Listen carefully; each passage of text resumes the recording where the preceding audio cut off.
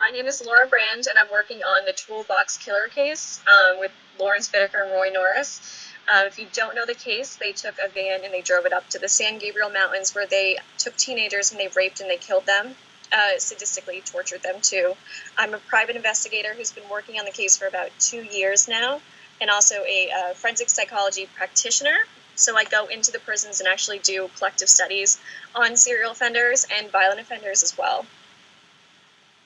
Okay. And when do you think the upcoming book and video series is coming out? I just had a meeting earlier about the docu-series, so it's in talks. It's hard to say for the book. We still have about another year of investigation, so I would say probably within the next year or two it'll be out, hopefully, if everything goes smoothly, especially with the COVID. Yeah. Well, but you also had like a personal interaction with them for 5 years. You interviewed them, right? Yeah, so I interviewed both Bittaker and Norris for 5 years, which was really telling. They both had very, very different stories within both of them. They both blamed each other to different aspects too. But yeah, I worked with both of them for 5 years, and then it was after Bittaker told me where the locations of where his two missing victims were that I actually started digging into their case, and I got a copy of the police discovery and started going back, and that's when I started the reinvestigation into the case. And if we go to their early childhood, there are like conflicting stories. If there was like sexual abuse or it was like a decent childhood, but Yeah, there was no sexual abuse. There was no foster care. I know that's like a big rumor out there, but there was absolutely neither one was ever in foster care, and there was never any sexual abuse, physical abuse, or abuse of any kind, except for a little bit of neglect with Bittaker. But that's the only thing found in either of their childhood. Roy had a very, very normal childhood. And Bittaker did pretty much the same. He had a pretty normal childhood, except for he was neglected by his adoptive parents. He was adopted within the family, and so was his little brother was adopted within the family. But within that period, neither the brother or him was ever in foster care. There's some rumor out there they ended up in foster care. It's not true. how do you think those rumors started? Was it the media or was it themselves or was it law enforcement? It could be all of the above. I think I know Norris had told somebody I tracked down because I was trying to figure out. I contacted a couple attorneys, like, where did this rumor start that they, ended up in foster care, because there was no truth to it. And someone had said Norris had told a pen pal, and that was one of the ways. And I think it was published somewhere, and it was just like wildfire. Once something spreads or rumor starts, it keeps going, and then when people publish stuff online, it catches on, and then people do podcasts and they go on the websites and they read it and they think it's true. So then, it just keeps going and going. But no, there's no truth in that one. When you corresponded with Bittaker and Norris, did they ever like said themselves they were sexually abused or like their own stories? Were they like, how was No, their and they both demeanor? said they were never sexually abused, ever. How would you characterize the Bittaker adoptive family? Because his father was like an aircraft fitter, right? Yeah, I mean, his adoptive parents are pretty, like, hardworking individuals. They were very stoic in nature. He described them as hardworking, stoic. Um, but they seemed, even though he describes as neglectful, he says, his father did take him, fishing a couple times. Like, there was a little bit of trying, especially with the father, it seems like. And then Norris describes, his parents and growing up. He said it was a very normal childhood. He grew up in Greenlee, Colorado, and he describes that he went to the roller rink with his sister, and it was very, like, a happy childhood. His parents did divorce, but he said, they never fought in front of him or his sister. So anytime there was a fight, like, they were out of the house, they never really witnessed anything. But he also had a very, very good childhood, and your typical standard childhood. Did you spoke personally with adoptive parents of Bittaker and of the biological No, parents of Norris? no. So Bittaker's adoptive parents, they died actually before the murders happened. The mother died in 1976, and his adoptive father died in 1980. But he was estranged from them even before the murders. But I have no idea even if the father knew right before he passed about the murders. Hmm. Norris's family did know.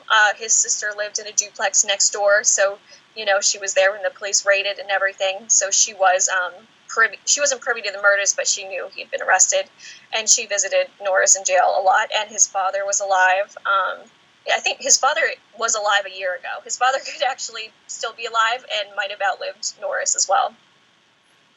Did Bittaker ever said to you that when he got the job as a high-paying job as a machinist in Burbank, California, and it was for an aircraft manufacturing company, was it to some kind of connection with his father or some kind of passion they both share? He told me it was a coincidence. Bittaker had a 138 IQ, and he loved that, technical engineering aspects of stuff. He knew how to take a tool and turn it into anything, and that was his passion. That's what he loved to do. So it was actually just a very natural job, and that's why he got it, even as a convicted felon. In 1979, making close to six figures.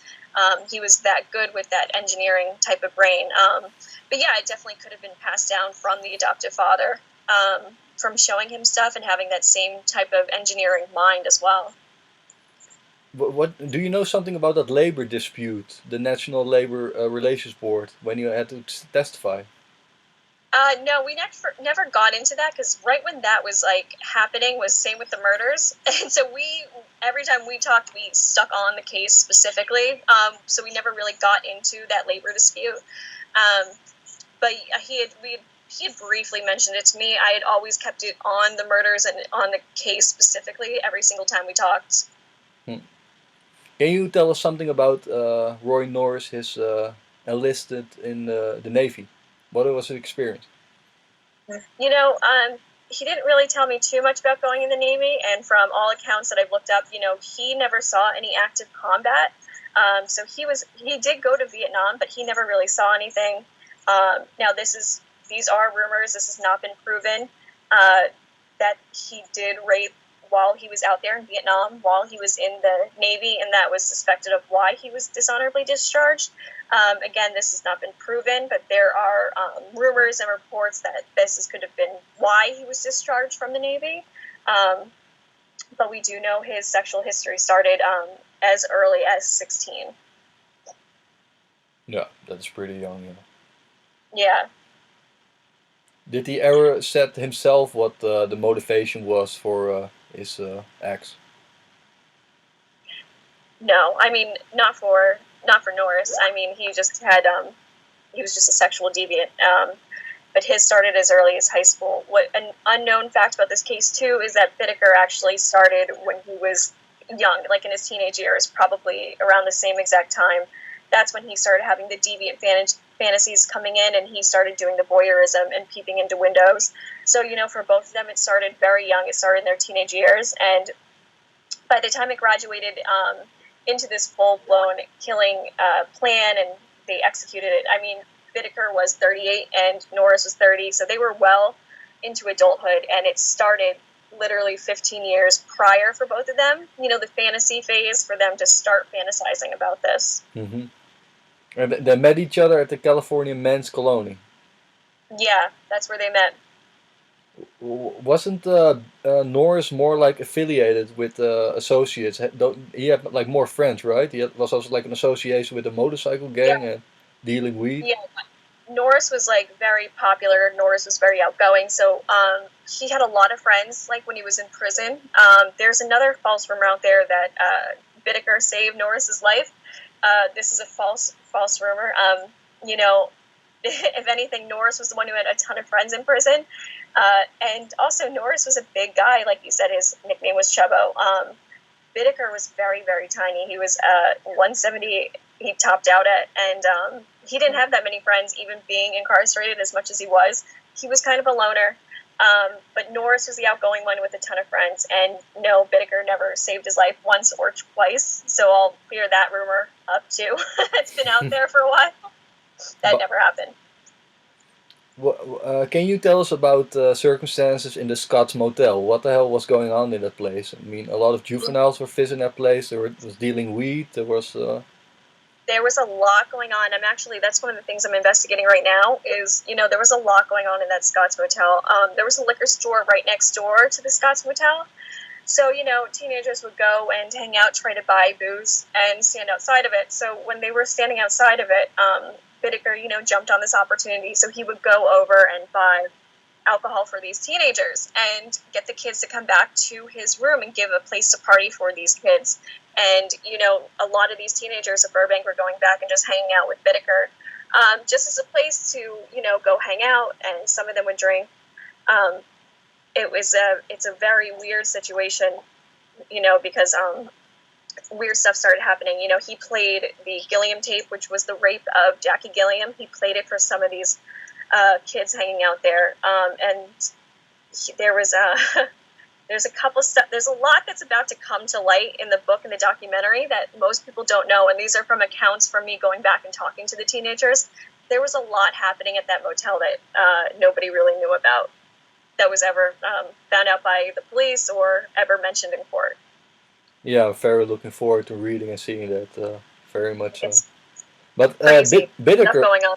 Bittaker was also like a very generous person. He was also like donating money to the Salvation Army, and also Yeah. found in a news clipping that he had like a church that he used as a front company for income taxes. He did like stuff here and there. I wouldn't describe him as like generous. But yeah, he gave to the Salvation Army. He donated clothes, that kind of stuff. But yeah, he didn't go out of his way to do anything, probably as much as like the average person would do. But he did, there was a pregnant girl next door. He did pay a lot for her, for her to have clothes and stuff for the baby. So he did do a lot of generous acts, you could say, especially to the girl next door who was pregnant. Yeah, with overtime he got like to 6 figures, right? Yeah, he was making a ton of money at his job. Do you know something about the church that he had for income taxes, evading income taxes? No, nothing about that. He was affiliated with, I really can't say it because it's part of the investigation. Sorry. But no, he was never officially associated with the church. Okay. That's all. There's stuff coming out, but no. Let's see. Can you tell us about the circumstances with Lucinda Sheffer? She was abducted by the church, because according to Bittaker, his remarks was that like Lucinda was actually totally aware of what was going to happen. She had like an incredible amount of self-control. Yeah. Of course, the killing. When they took her, they snatched her like right off the street, like out of nowhere. She was walking home. She was about like 2 blocks away from her house. But yeah, when they were raping her, she must have had like some kind of a sixth sense, because Bittaker does describe her having this crazy self-control, but also, they both raped her twice. During the second rape of Norris, she did ask Norris, she said, are you guys going to kill me? And he said, no, we're going to give you some money and give you some weed and send you on your way, and everything's going to be fine. This is something that Norris said to every one of the victims to calm them down. But she really, really had an intuition she was going to die, and she said to Norris, would you please let me pray before you kill me? And when they took her outside the van, she had asked again, can I please pray before you actually kill me? And they actually ended up laughing at her, and they never let her pray before she died, before they killed her. And she was only 14, 15 years old? She was 16. Oh, so 16. Yeah, she was 16. She was actually a couple weeks shy of her 17th birthday, and she was just visiting with her grandparents. She was with her grandparents over the summer. Her mother was teaching English out in Mexico, and usually she went to Mexico to help teach English to the kids. But for that summer, she went to live to Torrance with her grandparents, actually. Do you know something about, in 1976, Bittaker was hired as a manager for the Holiday Theater in the Reseda area? Yeah, I'm still looking into that one. I think that was a rumor. Because when I talked to him, I had actually asked him. He said he had never worked at a theater. So I believe that's another misinformation that is out there. he wrote up a Wikipedia sheet and did like all the corrections and sent it over to me. Oh, better. So I'm still down and fact checking everything. He was, incarcerated on and off ever since he was like 18. So from the time of the murders and from way back from like 18. I mean, he was incarcerated, and this is incarcerated all over the country too, going in and out of jail. So, but in between the times he was out, he did have a lot of random jobs he would just pick up to make ends meet. Can you please tell us about the circumstances with Leah, Lamb, and Jackie Gilliam? Like the murders exactly? No, not really going into detail, but more like the tennis court incident, the Polaroid pictures that are like also online, and you can see it like they're, I think, torturing them and raping them for like 2 days. It was Labor Weekend, right? Yeah, it was. So they were headed to the beach, and they were only about a couple blocks away from the beach, and typically they would walk, but as they were walking there, they sat at a bus stop and they put their thumbs out just to see if anybody would give them a ride. Unfortunately, Bittaker and Norris spotted them and pulled up and said, "Do you want to ride?" They got in the van, and they said, "We're headed to the beach." They told them, "Us too," and they started driving, and they passed the beach. So that's when the girls got alarmed, and they said, freaking out, saying, "You're not going to the beach. What's going on?" They started heading towards the highway. That's when Norris went in the back of the van, and he had a sap, and he hit Leah in the back of the head with the sap. She went down and just flat out unconscious. And that's when he actually dove onto Jackie, and he started struggling with Jackie to get her tied up. And while this was happening, Leah actually regained consciousness and was able to make it to the side of the van. Now, what's interesting is they had the van rigged, so you could not actually open it from the inside out. Andrea, the second victim, Andrea Hall, she had made it to the door many times but could not open the door. I've spoken to teenagers who were at the motel who were inside the van, and they said once they were inside the van, they could not get that door open. There was a special trick you had to do to open this van. They had the back of that van rigged up like you wouldn't believe. But for some reason, Leah was actually able to make it to the van and open the door, and she jumped out in front of a tennis court. That's when Roy screamed up to Bittaker, she's out, she's getting away. So he slammed on the brakes, hopped out of the car, went around, and he actually hit her in the face. And he hit her down, and he just picked her up and threw her back into the van. Now there were spectators watching, and I've actually tracked down a couple of the spectators and spoken to them personally too. They remember hearing a scream, and, Bittaker turned around and just said, she's on acid, I'm just taking her home, she's having a bad trip. He did whatever he could to dispel people's fears that something was amiss and something really bad was happening, that these girls were being kidnapped. So he got her back in the van. They drove back up to the San Gabriel Mountains, and, that's when they actually raped Jackie. Now, Jackie was a virgin, both girls were virgins, but that's when Bittaker wanted to get the rape of a virgin on audio tape. So when he raped Jackie, he actually audio recorded it.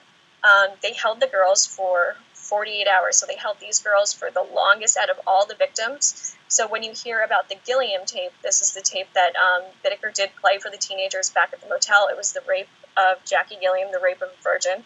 Now, when Bittaker got tipped off to go bury the evidence, this was one of the tapes that was buried, the Gilliam tape. So the Gilliam tape is buried and has never been recovered to this day, but we do know that it does exist out there. Because people have heard it, that you have been trying to contact. Yes. I've spoken to a couple of the teenagers that have heard it. They said it was pretty horrific. You can just imagine a young girl, Jackie was 15, and she's being raped, she's a virgin, by these two, sexual sadists up in the mountains. So it's a pretty horrific tape from all accounts that I've heard.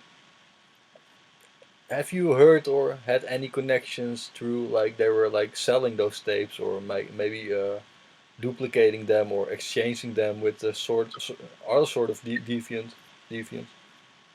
No, Bittaker and Norris were playing them with each other. And Bittaker was mailing some of the photographs to some inmates in jail, but he would mainly show around the photographs, but nothing with the audio tapes. He wasn't duplicating the audio tapes or anything like that, but definitely passing around and showing the photographs that he was taking. Yeah, because he was showing that at work, right? There were like co-works that were like flabbergasted. He was showing it at work.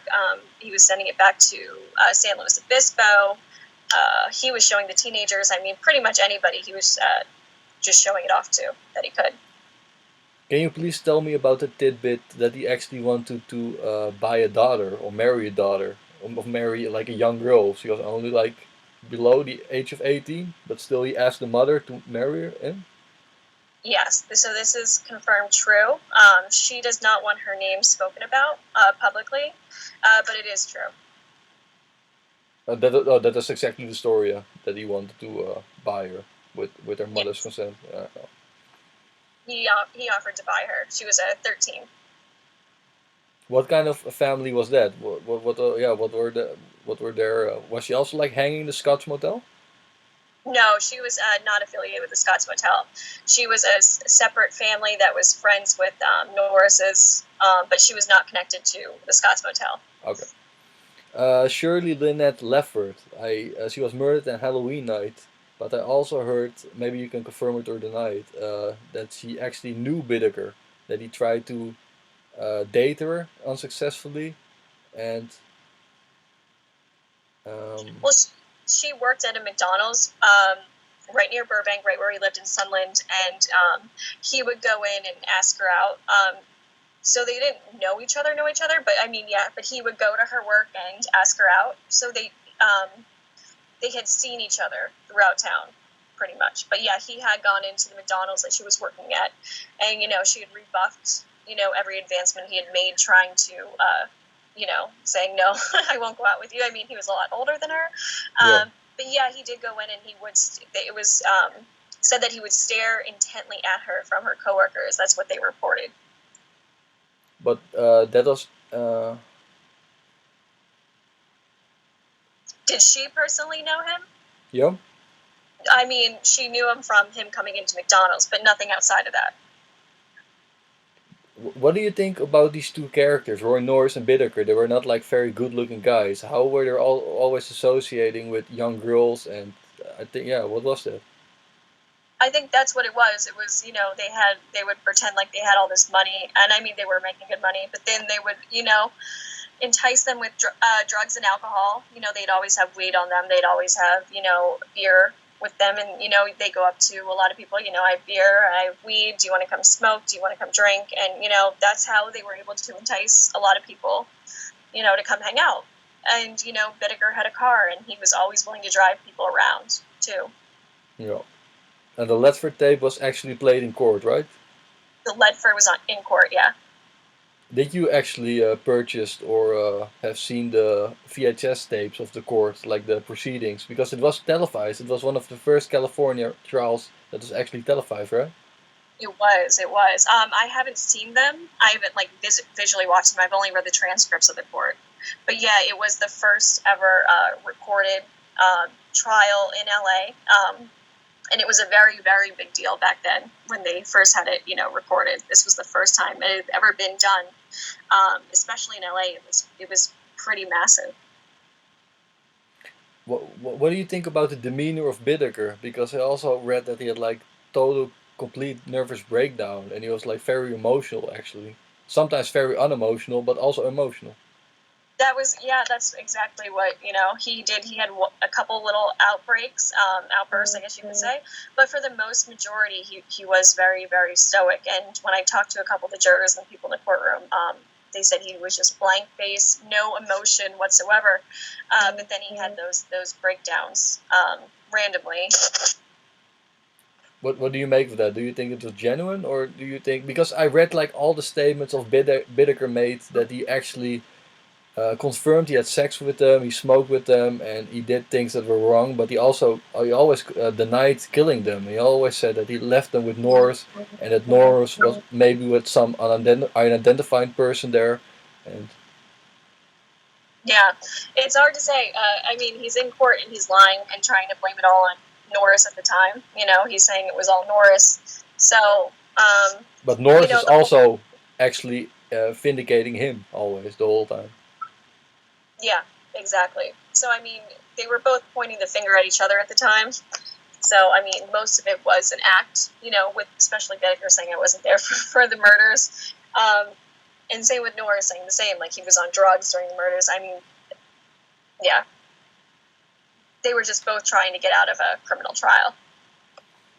About those notes that I sent you, I won't say the names that what we agreed on.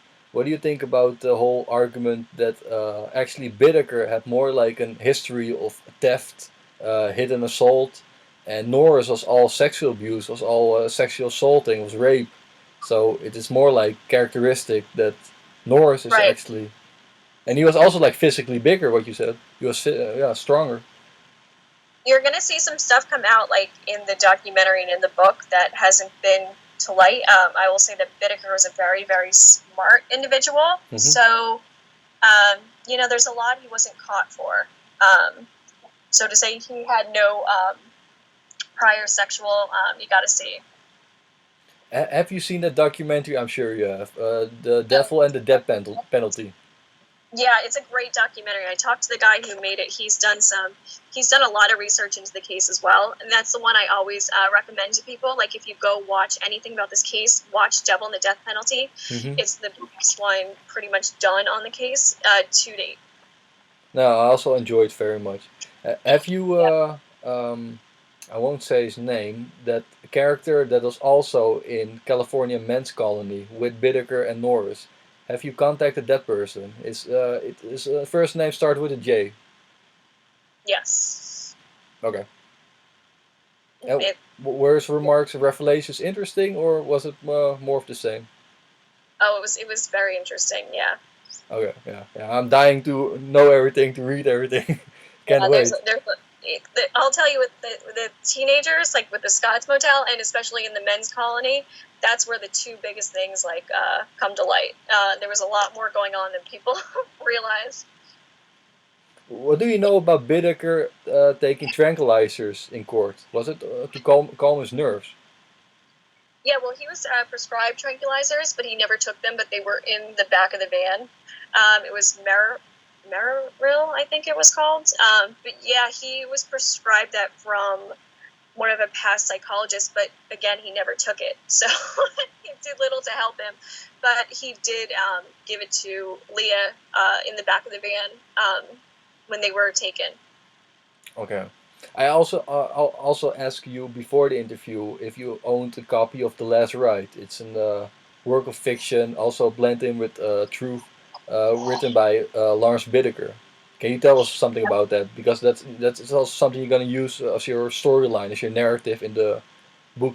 Yeah. It's really not going to be used as like a narrative in my book, but I'm definitely going to add in a couple like little pieces, like paragraphs that I think are interesting that he wrote here and there.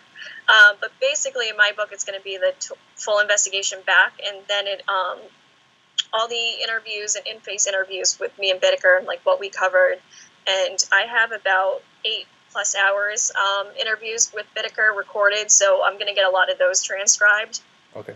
And put into the book too. But no, I'm definitely going to put a couple little excerpts from The Last Ride here and there, throughout the book too, so people can get a little look, especially of his writings as well, straight from him. Can you please give a synopsis of The Last Ride, like in 5 lines, a little bit what the story's about, what he's trying to accomplish with writing this? I mean, it's just him pretty much speaking from his own point of view about, he's putting it in a fictional sense, but it's not, if you will. Like, I'm trying to think of like a good example you could describe it, or something similar to it. It's him recounting everything, but again, he's it's a lot of blame shifting that you're going to see, like you see with the court transcripts and with him. Okay.